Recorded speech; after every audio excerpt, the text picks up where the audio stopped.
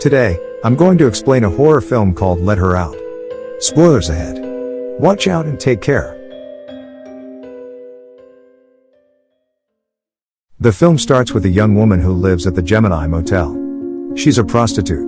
During a busy night, a shadowy figure approaches her room. She is then attacked and raped by the intruder. She later discovers she is pregnant, and desperate and alone, takes a pair of scissors to her unborn, killing herself in the process, but the child survives.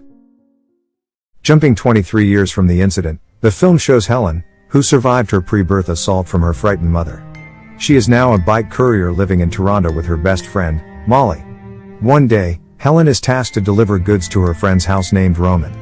That day is Helen's birthday, so Roman gives her a painting which he claims to be the dark side of Helen. Helen immediately takes the painting home. At her motel, Helen recounts to Molly the story of her mother's death. Molly cares deeply about Helen's condition. Molly is always there to support her as Helen doesn't have any other family. Shortly, Molly leaves the place because she has an appointment with her boyfriend named Ed. As she's returning from the motel, Helen is struck by a car, leaving her seriously injured. Helen is then taken to the hospital. She suffers a head injury and some broken bones. Weeks later, Helen is finally allowed to go home. Molly and her friends start throwing a small party to welcome Helen's arrival. At the party, Helen meets Ed, Molly's boyfriend, who seems interested in her. When the party is going on, suddenly Helen begins to experience a blackout and lose consciousness. She wakes up in an empty parking lot. Helen is confused by what happened earlier. She immediately calls Molly to ask what happened when she was unconscious. Molly explains that Helen left the party without telling her where she was going. Not knowing what happened, Helen immediately returns home in a state of anxiety. At home, Helen starts to paint strange pictures, and because she is afraid of Roman's painting, in the end, she puts it below and covers it with a cloth. The next day, Helen starts her day as usual, such as exercising, eating, and showering. Just as she finishes taking a shower, suddenly she starts seeing a strange figure.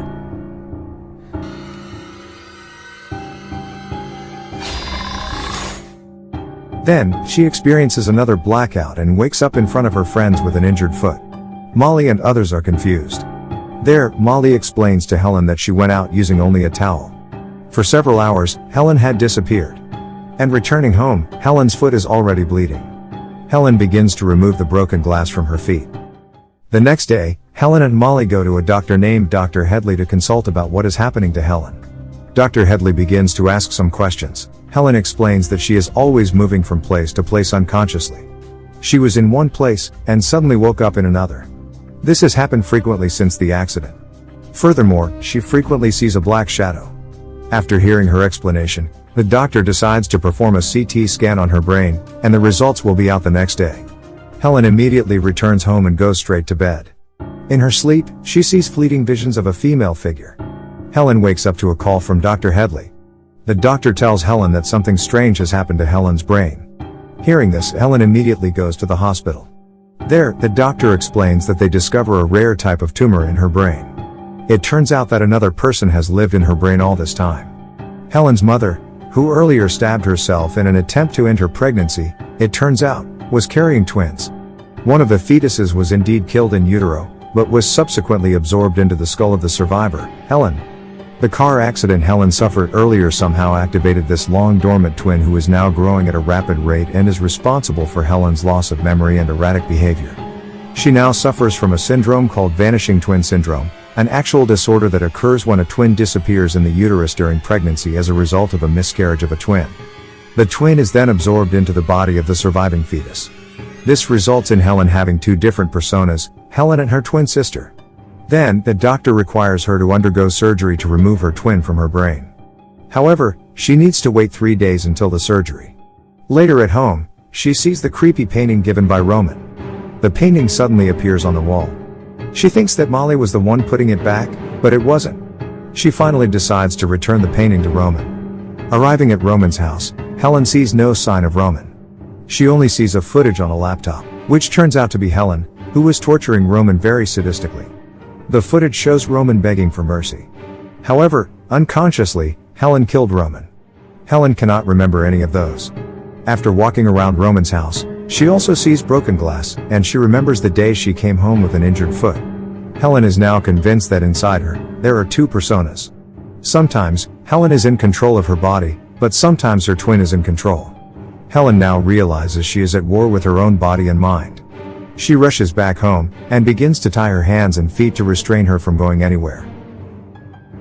The next day, Helen begins to go out for a walk at night because she is bored at home. However, she has hallucinations and decides to go to a nearby toilet. She starts to remove her arm cast and opens the surgical scars on her hands. She is shocked to see another human finger in her hand.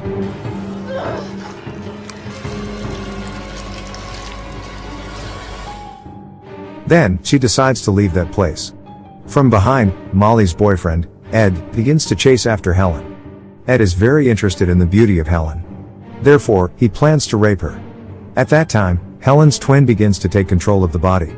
She then points a knife at him, frightening him. She immediately runs back home after regaining consciousness. At home, Molly then tells Helen to stop painting weird, scary pictures. But Helen reveals that she was not the one drawing the pictures. They have a debate until finally, Helen's body is taken over by her twin and starts attacking Molly. Stop.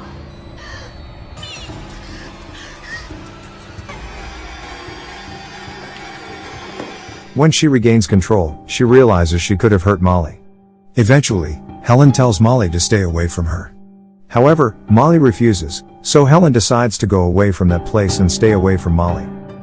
On the way, Helen meets Ed. Ed wants to have revenge because Helen had pointed a knife at him before. Helen begins to explain that she was sick and that she wasn't the one doing all that.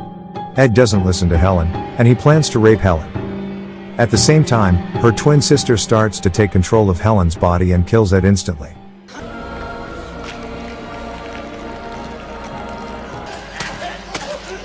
After killing Ed, Helen regains her consciousness and sees that Ed is now dead.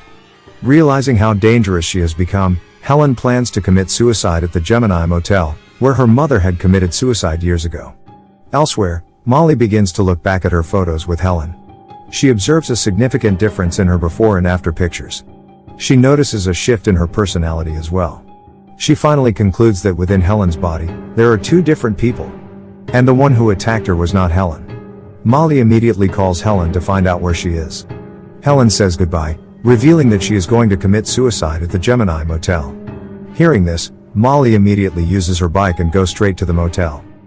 When Helen has just arrived at the motel and about to commit suicide, her twin begins to take control of her body. Molly then arrives at the hotel. However, it is too late. Her twin has completely controlled Helen's body. She immediately attacks Molly.